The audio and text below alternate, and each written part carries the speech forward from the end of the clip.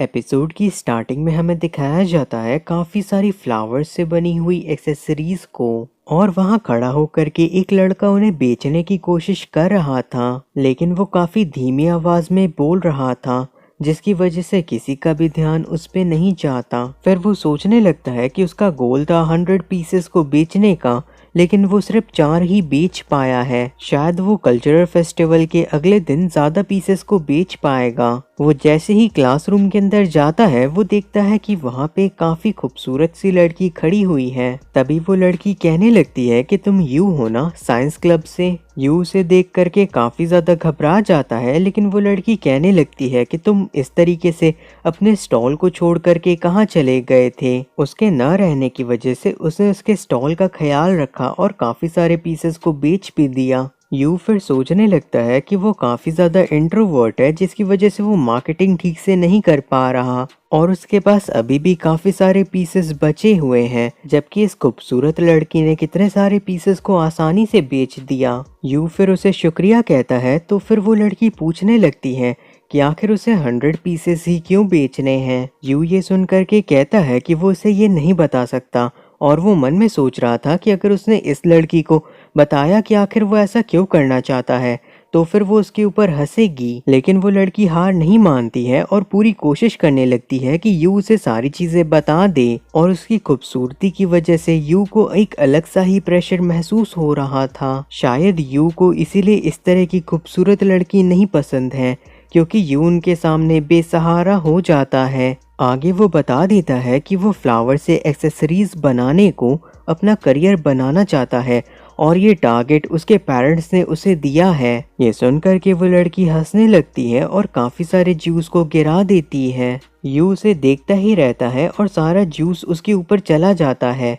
फिर वो कहने लगती है कि इस तरीके के बिजनेस को कर पाना इतना आसान भी नहीं होता, शायद इसीलिए उसके पेरेंट्स को उसकी चिंता हो रही है। लेकिन फिर वो उन ज्वेलरीज को देखती है और कहने लगती है कि वो उसकी मदद करेगी मार्केटिंग के अंदर। यू ये सुनकर के काफी ज्यादा हैरान हो जाता है और फिर वो लड़की अपना नाम हिमरी बताती है। तभी हमें दिखाया जाता है यू को, जो कि अब हाई स्कूल के अंदर आ गया था। क्लास में आने के साथ ही वो देखता है कि हिमरी से काफी सारी लड़कियां पूछ रही थी कि आखिर उसने ये सारी की सारी एक्सेसरीज कहाँ से खरीदी हैं। हिमरी फिर उन्हें बता देती है कि उसने ये सारी चीजें यू के स्टोर से खरीदी हैं। उसने एक चोकर को भी पहन रखा था जिसके अंदर फ्लावर लगा हुआ था।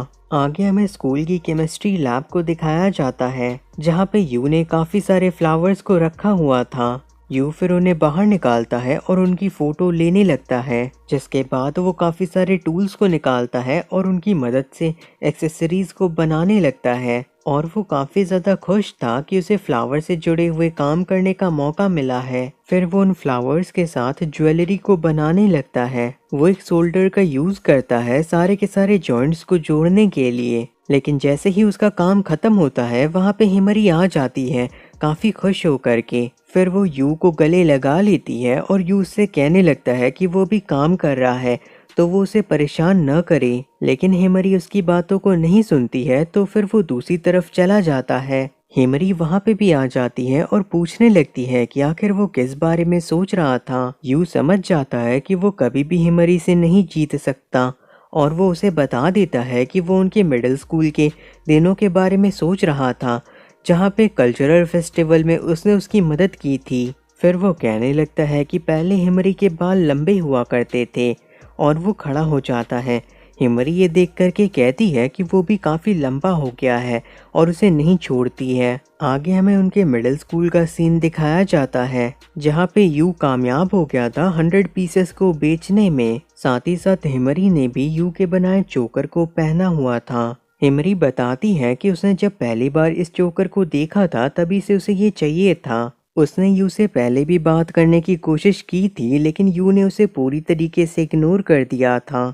इससे उसे याद आया कि स्कूल के पीछे फ्लावर्स का ख्याल वही रखता है ना। उसे पता है कि यू ने हर एक फ्लावर को नाम दिया था और वो जब भी उन्हें काटता था उसे काफी दुख होता था। यू ये सुनकर के कहने लगता है कि आखिर उसे ये सारी चीजें कैसे पता है। हिमरी कहने लगती है कि उसे भी इस तरह की एक्सेसरीज में काफी ज्यादा इंटरेस्ट है। यू ये सुन करके हैरान हो जाता है। तो फिर हिमरी कहने लगती है कि वो उसकी मदद कर सकती है। यू ये सुन करके कहने लगता है कि आखिर वो ऐसा क्यों करेगी, क्योंकि वो दोनों तो ठीक से एक दूसरे को जानते भी नहीं हैं। हिमरी ये सुन करके कहती है कि उसे बस उसके पैशन को सपोर्ट करना है, क्योंकि वो जब भी फ्लावर से रिलेटेड कुछ करता है तो उसकी आंखें चमकने लगती हैं। फिर वो उसके बर्गर को लेकर के खाने लगती है और फिर वो यू से कहने लगती है कि वो चाहती है कि उसकी आंखें और भी ज्यादा चमके। साथ ही साथ वो उसकी आंखों की सारी चमक को अपने पास ही रखना चाहती है। यू इस तरह की बातों को सुन करके काफी ज्यादा चौंक जाता है,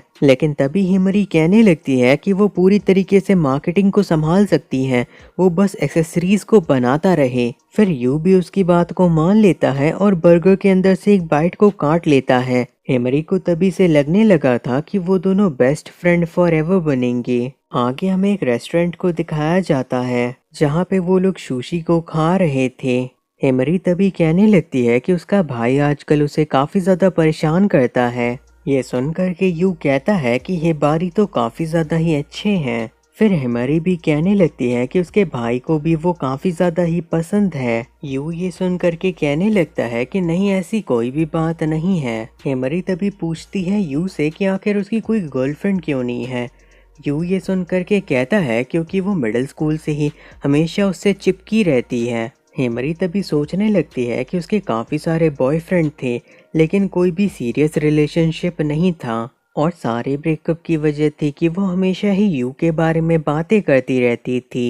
हिमरी फिर कहने लगती है कि शायद आगे चल के उन्हें एक दूसरे से ही शादी करनी पड़े, लेकिन उससे पहले यू को अपने एक्सेसरी स्टोर को फेमस करना होगा, और अगर उसके बाद भी यू उससे शादी नहीं करेगा तो उसे शादी किसी बुढ़ऊ से करनी होगी। यू ये सुन करके कहने लगता है कि हिमरी की बातों से उसे भी डर लगने लगता है, साथ ही साथ अगर जरूरत पड़ेगी तो फिर वो उससे शादी कर लेगा। हिमरी तभी काफी जोर जोर से हंसने लगती है, ये कहते हुए कि उसने यू को अपनी बातों में फंसा लिया। उसके बाद हमें यू के घर को दिखाया जाता है जहाँ पे वो अपने घर से ही एक ऑनलाइन स्टोर को चला रहा था। फिर वो याद करने लगता है कि किस तरीके से मिडिल स्कूल में हिमरी ने उससे पूछा था कि आखिर उसकी गर्लफ्रेंड है या नहीं। यू ये सुन करके कहता है कि उसकी गर्लफ्रेंड नहीं है, उसकी हॉबीज की वजह से। हिमरी ये सुन करके हंसने लगती है और कहती है कि वो क्लास के अंदर भी काफी ज्यादा चुप रहता है। उसके बाद हिमरी कहती है कि अगर वो लोग 30 साल तक शादी नहीं करते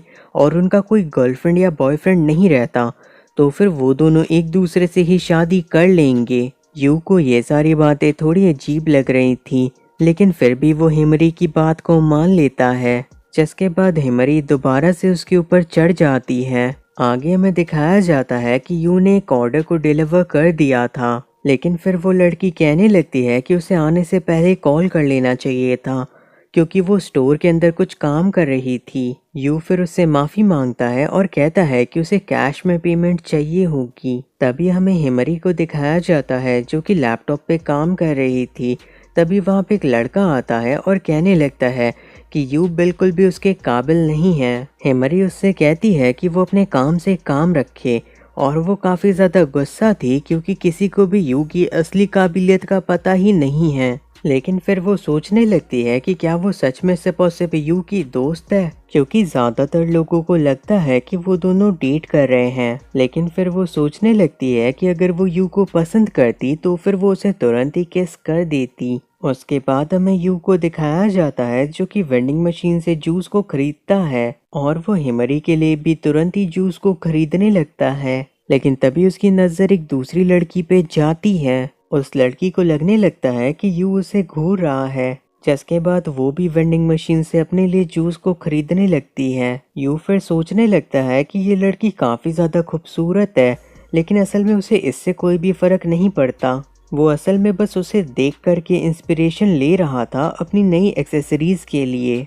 तभी उसकी नज़र उसके ब्रेसलेट के ऊपर जाती है जिसे यू ने ही बनाया था, लेकिन तभी वो टूट के गिर जाता है। वो लड़की तुरंत ही उसे उठाती है और देखने लगती है, और यू उसे देख करके समझ जाता है कि ये ब्रेसलेट उसके लिए काफ़ी ज़्यादा इम्पोर्टेंट है, जिसके बाद वो कहता है कि वो उसे ठीक कर सकता है।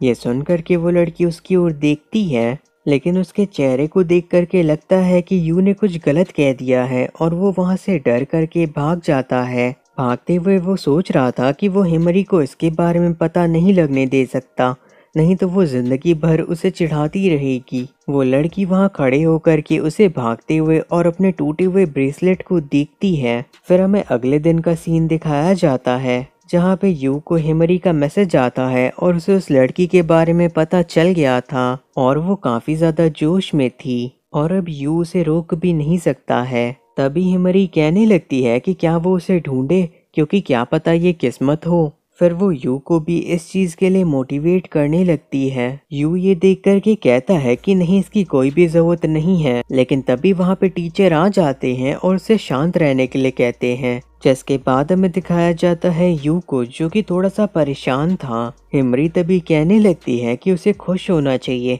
कि कोई इतने टाइम से उसकी बनाई हुई ज्वेलरी को पहन रहा है, और असल में यू भी इस चीज को लेकर के काफी ज्यादा ही खुश था। तभी वहाँ पे यू से मिलने के लिए एक और लड़का आ जाता है। फिर यू भी शिनजी को हेलो कहता है। तभी वहाँ पे हिमरी भी आ जाती है। आने के साथ ही हिमरी कहने लगती है कि वो यू के साथ अपनी स्कूल लाइफ को एंजॉय कर रही है। शिनजी ये सुन करके कहने लगता है कि मैंने ही तुम्हें यू को ला करके दिया है। हिमरी ये सुन करके कहने लगती है कि वो पूरे टाइम ही यू के साथ ही रहती है। जिसके बाद वो दोनों आपस में ही लड़ने लगते हैं और यू ये देख करके सोचने लगता है कि आखिर ये दोनों मेरे लिए क्यों लड़ रहे हैं।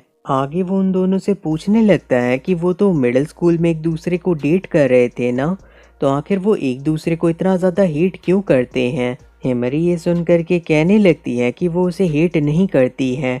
ये सुन करके शिनजी कहने लगता है कि तुम झूठ बोल रही हो, और हिमरी को इतनी सी बात पे ही गुस्सा आ जाती है। जिसके बाद वो बाहर की ओर चिल्लाते हुए कहने लगती है कि वो काफी सारी अलग अलग लड़कियों के साथ घूम रहा था। शिनजी ये सुन करके कहने लगता है कि वो कभी भी उसे पसंद नहीं करती थी और बस टाइम पास कर रही थी। बाहर सारे लोग खड़े होकर के बस उन्हीं दोनों को देख रहे थे।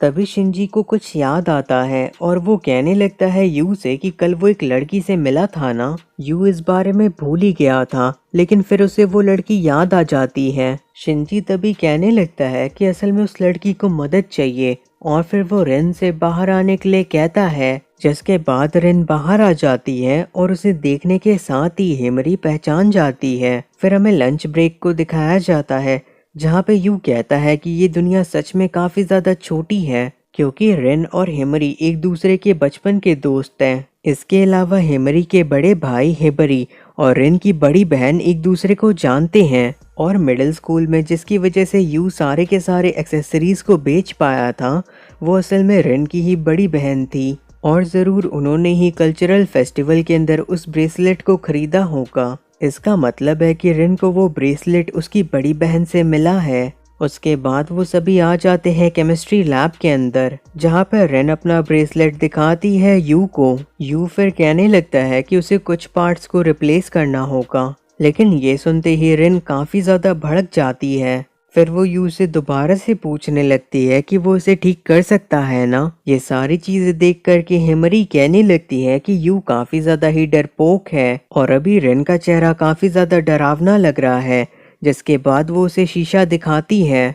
जिसके बाद रिन खुद का चेहरा देख के ही इतना हैरान हो जाती है कि वो खुद ही नीचे गिर जाती है। यू रिन को इस तरीके से देख करके काफी ज्यादा चौंक जाता है, लेकिन रिन उठने के साथ ही कहने लगती है कि उसे कैसे भी करके उसके ब्रेसलेट को ठीक करना होगा। लेकिन हिमरी कहने लगती है कि ये पूरी तरीके से गारंटीड नहीं हो सकता। रिन को तभी याद आने लगता है कि किस तरीके से काफ़ी सारी चीज़ें हिमरी उसके पास से लेके गई थी, जो कि उसने कभी भी नहीं लौटाया था। हिमरी ये सुन करके हंसने लगती है, तो फिर रिन उसके चेहरे को पकड़ करके उसे उठा देती है।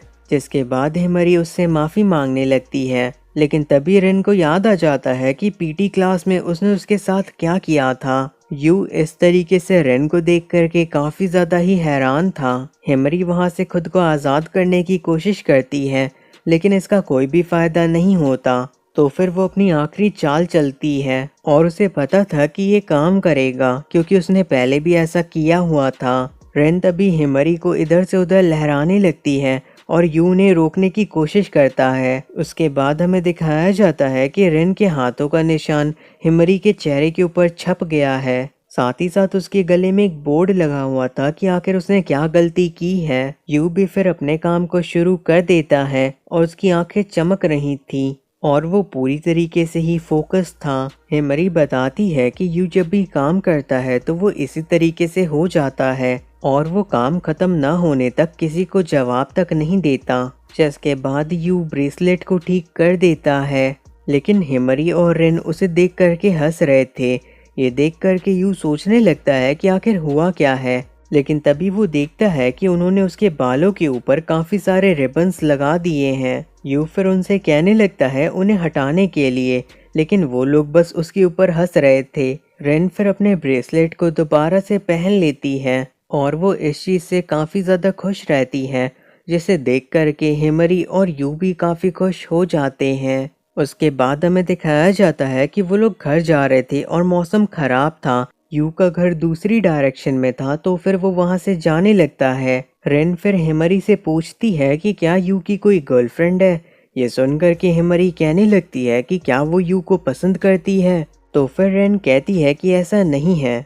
हेमरी को भी लगने लगता है कि वो रेन को यू की गर्लफ्रेंड नहीं बना सकती। वो लोग फिर बस स्टॉप पे पहुंच जाते हैं। यू भी तभी देखता है कि बारिश होने लगी है और वो वहां से भागने लगता है। बस स्टॉप पे खड़ी होकर के रेन कहने लगती है कि क्या कभी ऐसा हुआ है कि हेमरी को किसी ने प्रपोज किया हो, लेकिन वो उसके चेहरे को भी नहीं जानती हो। हेमरी ये सुन करके कहने लगती है कि क्या वो किसी ऑनलाइन फ्रेंड की बात कर रही है। रेन कहती है कि हाँ, वैसा ही कुछ। हेमरी कहने लगती है कि नहीं, उसे इस चीज़ का कोई भी अंदाज़ा नहीं है। लेकिन तभी रेन उसे एक फ़ोटो दिखाती है जहाँ पे हेमरी ने एक ऐसे ही ब्रेसलेट को पहना हुआ था। रेन फिर हेमरी से पूछने लगती है कि ये ब्रेसलेट भी यू नहीं बनाया है ना। हेमरी हाँ कहती है और अपने जोकर को पकड़ करके सोचने लगती है। रेन फिर हेमरी से पूछती है कि आखिर उसे क्या लगता है यू के बारे में और आखिर असल में उनका रिलेशन कैसा है। हेमरी ये सुन करके सोचने लगती है कि वो दोनों दोस्त हैं